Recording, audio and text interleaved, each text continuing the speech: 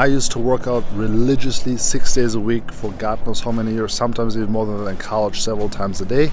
Tip of the day: set a bare minimum and a maximum limit for your workouts for the week. The bare minimum is going to give you a absolute fundamental bare baseline to the time that you really want to be carving out to keep some sort of physical activity besides walking in your weekly regimen. One time a week, let's say 30 minutes, some sort of lifting. Now, the max to that could be that you're gonna say, I will work out no more than 4 times a week, for example. I think that it's also important to think about a cap time, because a lot of us might try to cram in as many workouts as we possibly can, but I can guarantee you there's other things in life that are actually sometimes more important than being fit. Should fitness always be included every week? Yes. Does it need to be priority of the week? Not necessarily. Now, if you're a professional athlete or you get paid for that stuff, that's a different story.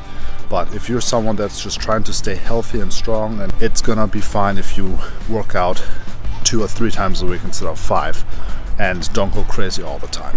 So having a range, a minimum and a maximum, is going to give you a really nice idea and guideline as far as to what you really want to be shooting for a week, and then also the other things in life that you can make time for, because in the end, I used to work out religiously 6 days a week for God knows how many years, sometimes even more than that in college, several times a day.